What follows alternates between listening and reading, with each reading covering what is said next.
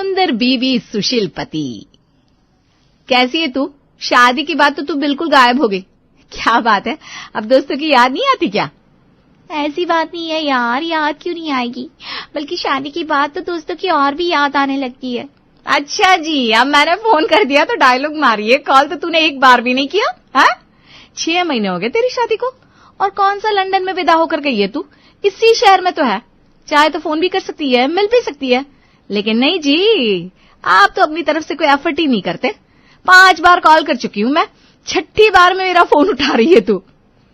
तू नहीं समझेगी यार, अभी मैं तुझे कुछ बता नहीं सकती। मेरे हस्बैंड घर पर है ना, उनके ऑफिस जाने के बाद मैं तुझे कॉल करूंगी। और हाँ, मेरे नंबर पर ना कोई मैसेज वगैरह मत करना। इतना कहकर मोनिका ने फोन काट दिया था। सहेली की बात सुनकर अर्चना को अब और भी ज्यादा बेचैनी महसूस हो रही थी। मोनिका अर्चना की बचपन की दोस्त थी, दोनों साथ खेले कूदे बड़े हुए। 6 महीने पहले ही मोनिका के पेरेंट्स ने एक वेल सेटल्ड मोटी सैलरी वाले लड़के के साथ उसकी शादी कर दी थी। खूब धूमधाम से शादी हुई और मोनिका आंखों में सपने सजाकर पति विशेष के घर पहुंच गई। अब अर्चना मोनिका के बारे में सोच ही रही थी, तभी उसका फोन बजने लगता है। मैंने तुझे ये बताने के लिए फोन किया है यार कि अब मेरी शादी हो गई है। अब पहले जैसी बात नहीं रही कि जब मन चाहा एक दूसरे को फोन किया, बातें कर ली। शादी के बाद ना 1000 तरह की रिस्ट्रिक्शंस हो जाती हैं। अरे कैसी बात कर रही है तू? और मैं कौन सा लड़का हूं जिसे बातें करते देख तेरे पति को तुझ पर शक हो जाएगा? अरे यार, बचपन के दोस्त हैं हम। विशेष को तेरी लाइफ में 6 महीने हुए हैं और हम दोनों की 20 साल पुरानी दोस्ती है। अर्चना की बात सुनकर अब मोनिका की आंखों में आंसू आ जाते हैं। मैंने गलती कर दी यार। शादी से पहले मैंने सिर्फ और सिर्फ विशेष का फाइनेंशियल स्टेटस देखा। उसकी लाखों रुपए की सैलरी और पर्सनालिटी देखकर मैं इतनी इम्प्रेस हो गई कि ये जानने की कोशिश ही नहीं करी कि वो कैसा इंसान है, उसका नेचर कैसा है, उसकी सोच कैसी है। इन सब बातों की तरफ मेरा ध्यान ही नहीं गया। मैं तुझे बस इतना ही कहना चाहती हूँ, शादी के बाद ना पैसा और शक्ल सूरत सब कुछ नहीं होती। पति का स्वभाव अच्छा ना हो तो जिंदगी नरक बन जाती है। तुम मुझे डरा रही है यार। सब कुछ ठीक है ना तेरी लाइफ में? कुछ हुआ है क्या? देखा जाए तो कुछ भी नहीं हुआ, और वैसे बहुत कुछ हुआ है। मेरा पति विशेष बहुत डोमिनेटिंग नेचर का है। उसका बस चले तो मुझे सांस भी ना लेने दे। वो सिर्फ मुझे हर समय कंट्रोल करने की कोशिश करता है। मैं कब जाऊंगी, कहाँ जाऊंगी, किससे बात करूंगी, सब उसके कंट्रोल में है। उसे पसंद नहीं कि मैं उसके अलावा किसी से भी मिलूं, जुलूं, हंसूं, बोलूं। मुझे तो कभी कभी ऐसा लगता है कि मैं सोने के पिंजरे में कैद हो गई हूँ। मुझे महंगे से महंगा सामान ला कर देते हैं, बड़ी गाड़ी है, 2 मंजिला घर है, ऐशो आराम की सारी चीजें, लेकिन सुकून नहीं है। देख अर्चना, मेरे जीवन के साथ जो होना था हो गया, लेकिन तू मेरी वाली गलती मत करियो। अच्छा, फोन रखती हूँ, विशेष का फोन आ रहा है। अभी 10 तरह के सवाल पूछेंगे, किससे बात कर रही थी, क्यों कर रही थी। और हाँ, आगे से ना तेरे कॉल का या मैसेज का जवाब ना दे पाऊं तो नाराज मत होना दोस्त। मैं तुम्हें भूल ही नहीं हूँ, बस मजबूर हूँ। मोनिका ने फोन रख दिया था और उसकी बातें सुनकर अर्चना को मानो घबराहट सी होने लगी थी। मोनिका की बातें बिल्कुल ठीक है। आजकल सोसाइटी में यही तो हो रहा है। लड़कियां लड़कों के स्टेटस पर मरी जा रही हैं। कोई ये तो समझना ही नहीं चाहता कि लड़की का स्वभाव कैसा है। अच्छा हुआ मोनिका ने समय रहते मेरी आंख खोल दी। लड़की का फाइनेंशियल स्टेटस चाहे जैसा भी हो, मुझे तो अब बस एक ऐसा लड़का चाहिए जो सुशील हो, कम से कम मेरी इज्जत तो करेगा। बेटा, शीला मौसी का फोन आया था। कौन सी शीला मौसी मम्मी? मैं तो किसी शीला मौसी को नहीं जानती। अरे बेटा, वही शीला मौसी जो रिश्ते कराती हैं। भूल गई? अभी पिछले महीने ही 3 लड़कों की फोटो लेकर आई थी। मम्मी, ये फोटो वोटो देखने दिखाने में कुछ नहीं रखा। फोटो देखकर क्या पता लगा लेंगी आप? आप बस मुझे इतना बताइए कि क्या किसी की फोटो देखने से मेरा जीवन चल जाएगा? अरे बेटा, ऐसी बातें क्यों कर रही है? तेरे कहने का मतलब क्या है? मैं ये कहना चाह रही हूँ माँ कि किसी की सूरत नहीं, सीरत के बारे में पता लगाइए। स्वभाव से जो लड़का सुशील होगा ना, शादी में उसी से करूंगी। वो तो ठीक है बेटा, लेकिन फिर भी देखना तो सब कुछ ही पड़ता है ना। ऐसा तो नहीं कि जो लड़का सुशील होगा उसी से पकड़ कर तू शादी कर लेगी। परिवार कैसा है, नौकरी करता है, दिखने में कैसा है, शादी के समय सारी बातों पर ध्यान देना पड़ता है। माँ, इतनी सारी बातों पर ध्यान दोगी ना तो कोई एक चीज भी ढंग से नहीं मिल पाएगी। इसलिए मैं जैसा कह रही हूँ ना, आप वैसा ही करो। मैंने अपना मन बना लिया है। मुझे शादी के लिए लड़के के अंदर सिर्फ एक गुण चाहिए, और वो ये कि लड़का सुशील होना चाहिए। मुझे अपनी जिंदगी सुकून से बितानी है। मैं ऐसा जीवन नहीं जी सकती जिसमें 2 पल का चैन और सुकून ना हो। बेटी की बात सुनकर अर्चना की मां लड़कों की तस्वीर मांगने से पहले अब उनके स्वभाव के बारे में पता लगाना शुरू कर देती हैं। रिश्तेदारी में बात चलने पर एक विनोद नाम के लड़के का रिश्ता अर्चना के लिए पसंद आता है। विनोद की माताजी अर्चना की मां से कहती हैं, आज तक आपने लड़की की मां को ये बात कहते सुना होगा, हमारी बेटी गाय है। लेकिन हम लड़के वाले होकर भी पूरे ताल ठोक कर ये बात कह रहे हैं, हमारा बेटा बिल्कुल गाय है। शराब, बीड़ी, गुटखा, तंबाकू कोई गलत आदत नहीं है मेरे बेटे में। इतना ही नहीं, गलत आदतों की तो बात आप छोड़ ही दीजिए। अरे मेरा बेटा तो कभी किसी के साथ ऊंची आवाज में बात तक नहीं करता, बड़ों का सम्मान करता है, छोटों को प्यार करता है। अरे आप दिया लेकर भी तलाश करेंगी ना तो मेरे विनोद जैसा सुशील लड़का आपको नहीं मिलेगा। वो सब तो ठीक है, ये बताइए आपका बेटा काम क्या करता है? माँ जरा 1 मिनट रसोई में आइए ना। क्या बात है बेटा, यहाँ रसोई में क्यों बुलाया? माँ बहुत लड़की देख ली हमने, तब जाकर ये विनोद का रिश्ता आया है और लड़का बिल्कुल वैसा है जैसा मुझे चाहिए। आप देख नहीं रही हो, तब से सर झुका है, हाथ बांधे बैठा हुआ है। उस लड़की की सूरत देखकर ही समझ में आ रहा है वो कितना सुशील है। बस माँ थोड़े कम भी पैसे कमाता होगा ना तो मुझे कोई तकलीफ नहीं है। तुम ना यही मेरे रिश्ते की बात पक्की कर दो। सिर्फ लड़का ही नहीं, उसकी माँ भी मुझे बहुत ही सीधी सादी और शरीफ से नजर आ रही है। अब उससे ज्यादा और क्या चाहिए? वो सब ठीक है बेटा, लेकिन मुझे एक बार बात तो कर लेने दे। माँ तुम जितनी पूछताछ करोगी ना उतनी नई बातें निकलकर सामने आएंगी और फिर ज्यादा तहकीकात करने से हो सकता है कि उन्हें कोई बात बुरी लग जाए और बनती हुई बात बिगड़ जाए। माँ पहले ही हम लोग 10 लड़के देख चुके हैं ना, और ये रोज रोज के देखने दिखाने के कार्यक्रम से मैं बहुत परेशान हो चुकी हूँ। अरे मैं इंसान हूँ या मॉल में बिकने वाला सामान जिसे हर रोज एक नया इंसान देखने चला आता है? आप देख लो मम्मी, अगर यहाँ बात पक्की नहीं हुई ना तो फिर मैं शादी नहीं करने वाली। सारी उम्र आपके सीने पर मुंह दलूंगी। यहाँ बेटा तुझे पति सुशील चाहिए वो ठीक है, लेकिन मेरी सलाह यह है कि अपने अंदर भी 1-2 सुशील वाले गुण ले आ, वरना बात कैसे बनेगी? विनोद के घर वाले अर्चना को देखकर वापस लौट गए थे घर पहुंचकर। बेटा वहां तो तुम बिल्कुल गर्दन नीचे किए बैठे थे। अरे एक नजर उठाकर लड़की की तरफ देखा भी था या भोले भंडारी बनकर वैसे ही लौट आए? अरे मम्मी देखा था ना, लड़की देखने गया था तो लड़की तो देखूंगा ही ना। अब वैसे क्यों पूछ रही है? बेटा मैं इसलिए पूछ रही हूँ क्योंकि मुझे लड़की थोड़ी सी स्वभाव से तेज लगी। देखा नहीं तुमने कैसे अपनी माँ के साथ बैठकर सवाल जवाब कर रही थी? अरे होने वाली दुल्हन तो शर्माई सी रहती है और वो पटार पटार बोल रही थी। माँ तुमने बस उसका बोलने का अंदाज ही देखा, ये नहीं देखा कि कितनी खूबसूरत है अर्चना। मैं तो एक बार उसे देखकर बस देखता ही रह गया। और ये कोई पहली लड़की तो थी नहीं जिसे हम देखने गए थे। आज से पहले अर्चना जितनी खूबसूरत लड़की तो मैंने कभी देखी ही नहीं। अब देखो ना, यही बात चलाओ ना, मैंने जैसा सोचा था अर्चना बिल्कुल वैसी है। मेरी चॉइस तो आपको पता है ना, मैं हमेशा से बस यही चाहता हूँ कि मेरी बीवी इतनी खूबसूरत हो कि जो देखे देखता रह जाए, जिसके साथ कहीं भी आने जाने में मुझे गर्व महसूस हो। ठीक है बेटा, सुंदर बीवी की चाहत रखना गलत नहीं है, लेकिन सुंदरता के अलावा बाकी गुणों को भी नजरअंदाज नहीं कर सकते। माँ अब तो ऐसी बात करी हो जैसे अर्चना में कोई और गुण ही नहीं है। पढ़ी लिखी है, सुलझी हुई सी लगी मुझे तो पहली नजर में ही भाग गई। बाकी आप देख लो। बेटी की पसंद के आगे अब माँ शांति भी ज्यादा कुछ नहीं बोल पाती और इस तरह सुंदर पत्नी और सुशील पति मिलते ही झटपट अर्चना और विनोद के फेरे हो जाते हैं।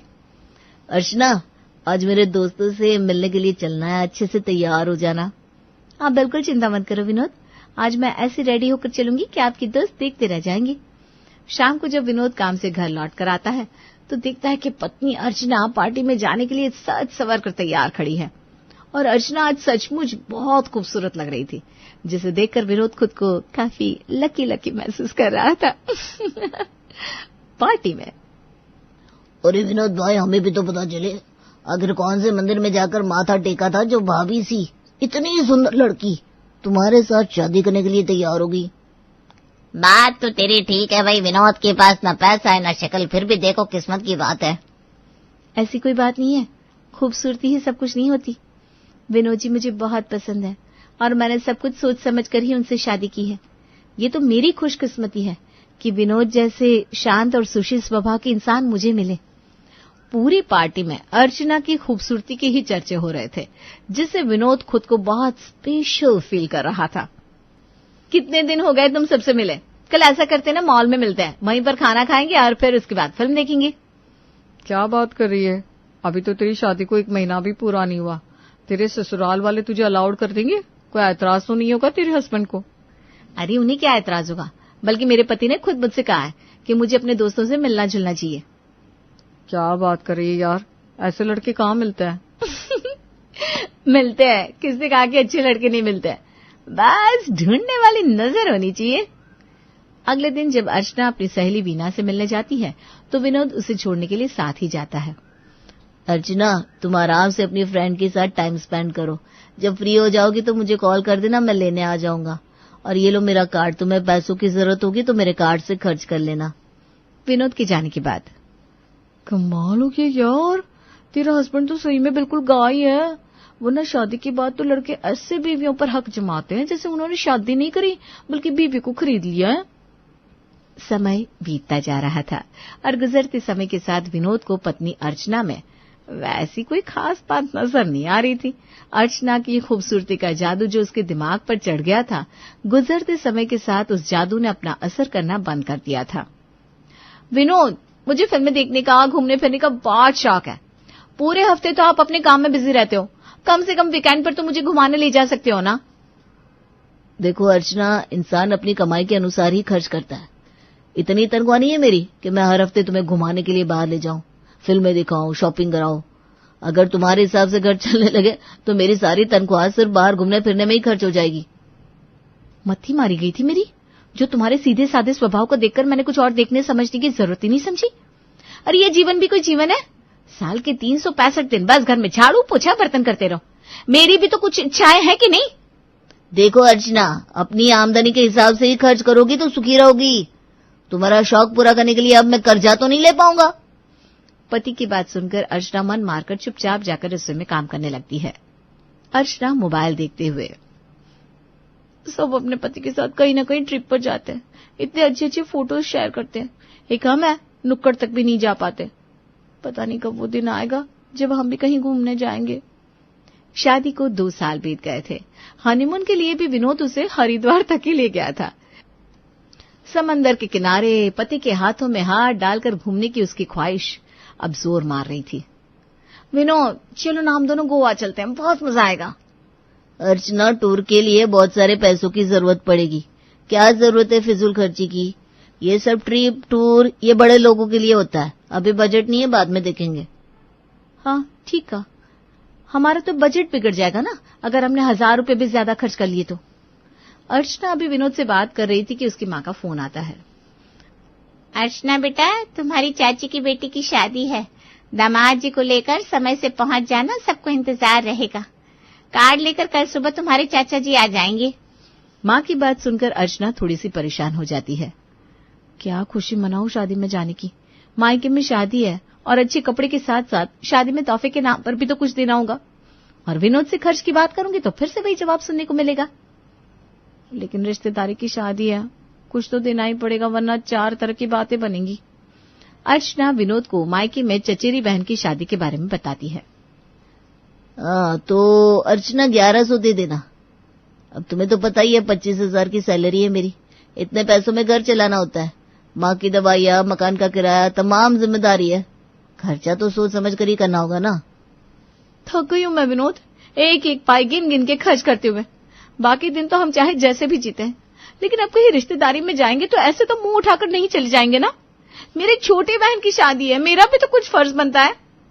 मैं 1100 लेकर नहीं जाने वाली।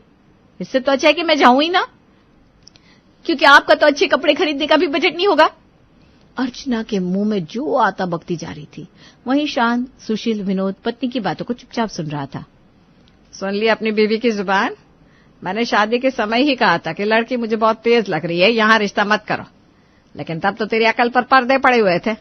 उस समय तो बावला हुआ जा रहा था इसकी गोरी चमड़ी देखकर। अरे बहू नहीं, सारी जिंदगी का कलेश लेकर आए हम अपने घर। जब देखो तब खर्च की बात करती रहती है। पत्नी और माँ की बहस सुनकर विनोद को भी गहरा दुख पहुंचता है। वो बिना खाना खाए चौराहे पर बनी चाय की दुकान पर जाकर बैठ जाता है। क्या बात है भाई, आजकल बड़ा परेशान नजर आता है। सब ठीक तो है ना? अब क्या बताऊं भाई, अर्चना और मेरा लगभग हर रोज किसी न किसी बात पर मन मुटाव हो ही जाता है। मुझे तो यही लगता था कि अपनी पसंद की लड़की से शादी करूंगा तो जीवन भर खुश रहूंगा, लेकिन शायद ये मेरी गलत फहमी थी।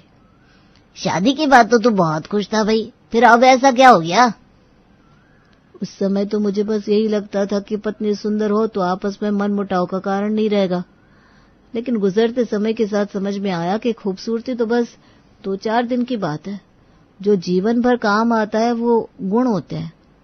भाई पति पत्नी का रिश्ता होता ही ऐसा है, कुछ न कुछ उतार चढ़ाव लगा ही रहता है। ऐसा कोई नहीं जिसे शादीशुदा जीवन में समझौते ना करने पड़ते हो।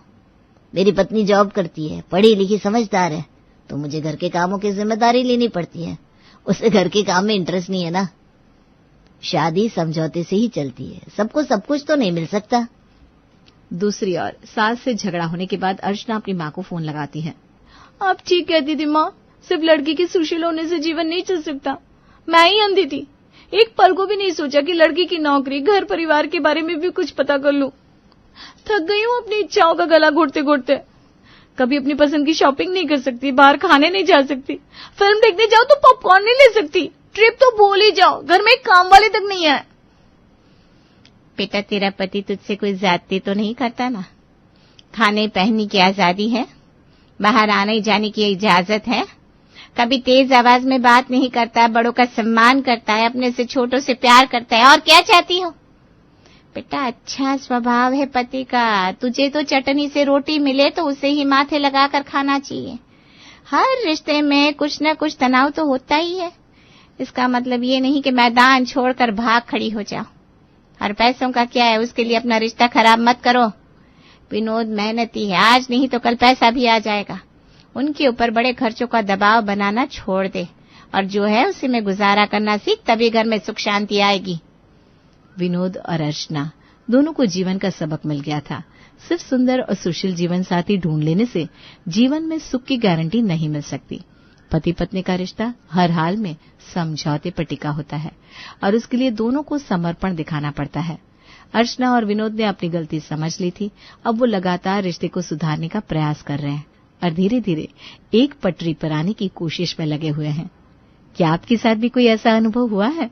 कमेंट में हमें बताइएगा।